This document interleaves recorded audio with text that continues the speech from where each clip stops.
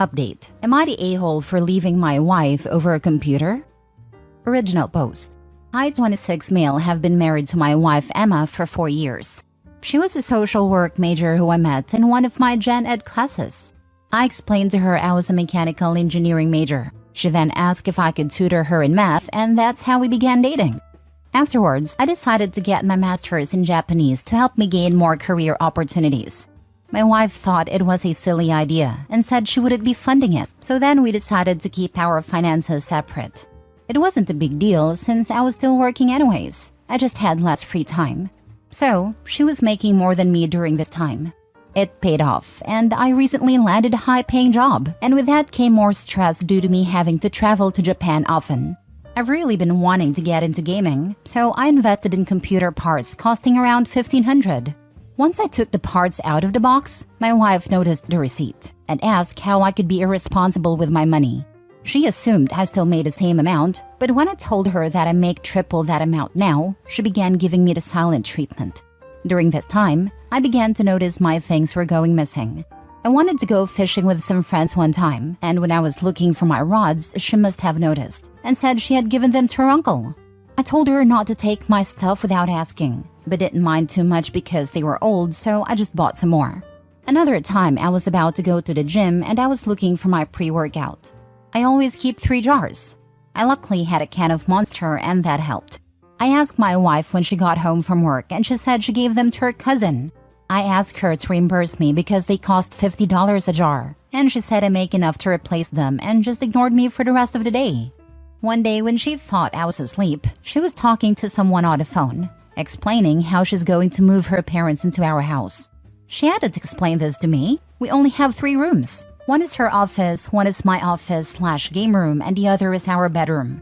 She told the person on the phone, who I assume is her sister, that she's going to give my gaming setup to her brother to make room and that I'll get over it eventually. So today I left work early to catch her in the middle of her plans. And when I walked in our apartment, her and her brother were then placing everything into a box. I asked what was going on, and my wife, whose face was pale, said she was cleaning when her brother came by. I asked him did he plan on taking my computer. Of course he denied. So I went into the room to get the iPad we share. And I looked through the texts on there, and it clearly shows my wife telling him when to pick it up, and to deny that he had it. I told him to get out, and asked her why does she think she's so entitled to my stuff. I've never yelled at her, and I guess this scared her because she began to cry. She ended up packing a bag and went to stay with her sister. While she was out, I picked up a lock from my office. Her sister texted me calling me an a-hole. I'm beginning to think I could have handled this better.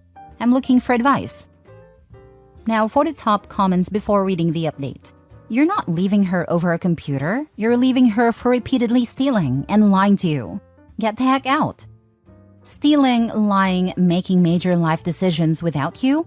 Not being supportive of you when you decide to get more education. And then punishing you when you get a good job as a result. Not respecting you as a human being.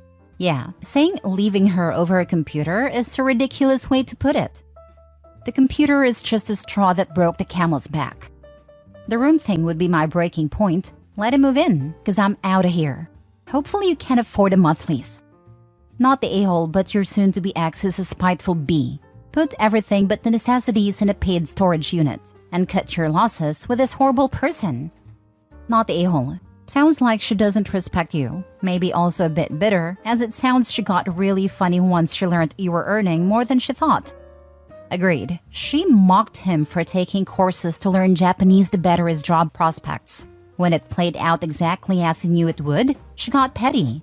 He made her look like a moron without meaning or trying to, and she took the vindictive road about it. Now for the update. After about a week staying at her sister's house, Emma called me and asked if we could meet up. I agreed and we met at a park. She apologized for everything and said she thought she was doing what was best for everybody. I asked what if I just gave her expensive makeup to my sister. She admitted that she would be upset. I then asked why did she think it would be any different for me. She didn't have a reason, and her sister told her how unfair she was being to me. We decided to give it another chance and she moved back in. It was going good until she started moving her things into my office. I asked her what she was doing, and she explained how she needed a room for her parents. I told her no, and that's not happening. I grabbed her things and placed them back into her office. I told her that they could move in, but my space has to remain untouched. On top of that, we need to determine how bills are going to be paid if they stayed. She called me a selfish jerk and then ran back to her sisters. I guess her sister told her she was being inconsiderate once again, and apparently they got into an argument because the sister refuses to take their parents in and said she's tired of hearing about her problems. I agree with her. Her sister has 4 kids. Her sister called and told me everything and said that Emma went to her parents' house. I tried to call her, but she ignored my phone calls for 2 weeks. So I decided I couldn't live like this, filed for divorce, and handed to her at her parents' house. She called and begged me to forgive her. I told her I'm not sure if I can. She refused to sign it until we go to counseling, which I refused, and said she had 2 weeks to suggest that. So now I live alone. She still refuses to sign the papers, but that doesn't stop the divorce. It just makes it harder. You know, your wife has not learned anything, has not changed as you promised, and still feels entitled to your money and your things. She's disrespectful, uncommunicative, and frankly quite mean. Stand your ground. You're doing the right thing, not the a-hole. She had a problem supporting Opie while he was taking steps to advance his career, which fortunately he didn't need. However, has no problem with stealing from him once his hard work paid off. Good for Opie for getting away from her. I mean, if we were just dating then, I would consider it, because I have my own loans to pay off and bills to pay and other responsibilities. But if we were married, then I would probably create a plan to help as much as possible with his studies. However, if I didn't support him financially because we're just dating, then I wouldn't start being a witch once I find out he makes triple than I, or make major life-changing decisions. If anything, I would be happy and won't ask to change a thing, since it was his money and hard work that provided for him. So she didn't change at all and was trying to do what she wanted at your expense. Yeah, get that divorce done. She's a POS. She wanted to live with her parents, and now she can in their house. What doesn't get explicitly spelled out in these posts, but I think is a factor, is that she refused to fund his language lessons, resulting in them keeping their finances separate. Then she simultaneously found out that she was wrong. It wasn't silly, and that since he didn't tell her about the financial change, he must plan to continue keeping the finances separate. Basically, she didn't like reaping what she'd sown, and her solution to this was to secretly take things away from him. Now put that behavior into context of them eventually becoming parents. This is a don't walk, run situation. Bullet bomb dodged by Opie. Minimizing her insane red flags, no accountability, and holding insane grudges over his reasonable responses. This woman's malfunctioning nightmare. Not the a-hole. Block her and her whole family. She's not mature enough to be married and has obvious issues with manipulation and communication. Leave her out of your life. You will be happier without her and eventually find someone who acts like an adult. Last story. Update. Am I the a-hole for breaking up with my fiancé due to my mother? Original post. So this situation is just a mess all around. So me, 26 male, and my now ex-fiancé, 27 female, had been dating for a little over 4 years when I asked her to marry, and she said yes. Now here's the problem. As we were planning about the new house we were going to buy, I talked to her about a room for my mother, 60s female, as she would live with us after we got married. I had discussed with her a lot of times when we were dating that my mom would live with us, because simply put, I am an only child, and my mom raised me as a single mother after she divorced my abusive father. She never had a new boyfriend, nor did she ever remarry. Her entire life was dedicated to raising me alone, and also, me and my mom are each other's only living relative. We have no family besides each other. My fiancé said that she did not want my mother living with us, and when I asked about why she didn't say anything when we were dating, she said that she thought I'd get over it, and we could put her in a home. And this, I absolutely refused. I was furious because my mom had always treated her as her own daughter and had never been one of those crazy mother-in-laws that are rude and evil. I gave out an ultimatum that if my mother couldn't live with us, we wouldn't get married. And yeah, we broke up. Now her side of the family and her friends are calling me an a-hole. But I don't think I did anything wrong, since I made it clear when we were dating that my mother would live with us.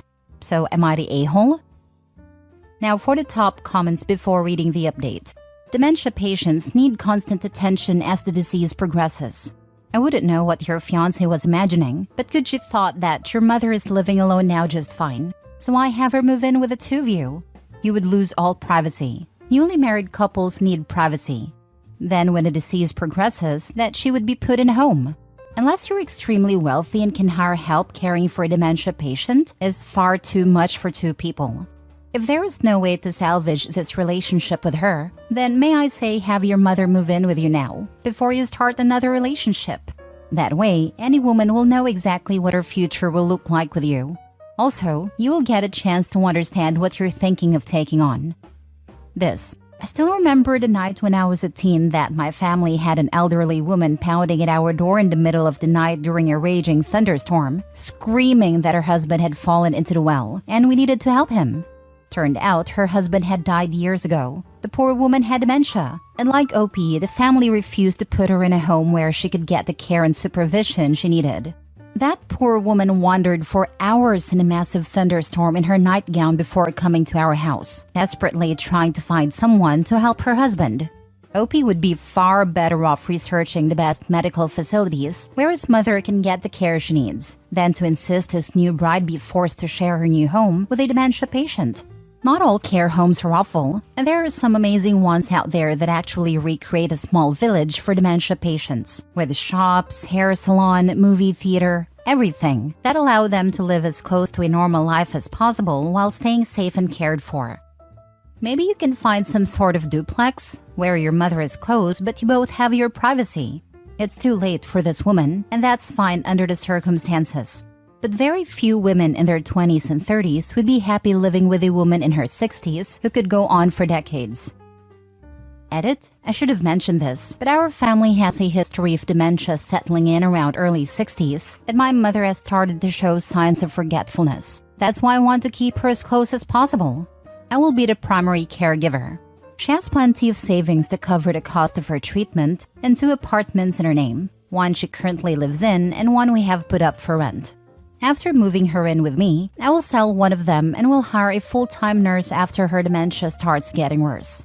We were never planning on having children, nor did I ever expect her to quit her job or stay at home to take care of my mother. I understand that it'll be tough, and it should be majorly my responsibility, but she raised me through tough times all on her own, and I will not turn my back on her now that it's my time to help her. My mother has only recently started showing signs of dementia. Up until a few years ago, she was doing just fine, but now her health is slowly starting to deteriorate. We are independently wealthy due to my mother founding and then selling her own company. Money will not be an issue and I can easily hire help. Edit 2. You all are correct, but my mother living with us is never the only option I suggested. I understand that what I had was a big ask, so I was ready to buy a 2-story home or something like that. But she just wanted to put her in a home and be done with it. Now for the update. So I talked with my mother about the wedding being cancelled and why it was happening. And well, got a very tight slap across my face. My mother was disappointed with the idea of my ultimatum, and she felt that I was reducing her down to a burden when she wasn't one just yet. It was already stated she'd come live with me and I got married. This was not the way my mother expected me to handle the situation. In her words, I'd just be throwing her hard-earned money in a pit because of my own selfishness, and that she did not raise me to be inconsiderate of my significant other. She explained things to me and showed me my fiancé's perspective in a much clearer light. She said she did want and expect to live with us, but not for forever, and not that soon after I got married. She also said that she would rather go into a specialized care home where the professionals could handle her should her illness get worse and changes who she is. I contacted my fiancé and we talked, and it was all pretty emotional, but it was all for the better. I apologized for my ultimatum and not seeing her perspective better, and she apologized for what she said and that she was wrong for saying that we could put her in a home. She knew how much my mother meant to me, so she admitted that her insinuating we could just drop her in a home was wrong. I was stupid and naive and could not see beyond my own ideas for our future, which is the worst thing I could have done, especially considering my life is going more than just my own from now. We decided that it's best to buy a house and move my mother in with us at least for the time being, so we can still spend some time with her while she's somewhat healthy. And when the time comes when taking care of her is beyond us, we will put her in a specialized care unit for people with dementia close to our home so we can still visit her, as my mother wants. Though we are still looking into the exact details of this plan, we are both coming out of this better partners for each other, though this may take a bit of time. We've also decided to hold off on the wedding and first try to be better partners first, but we are still engaged.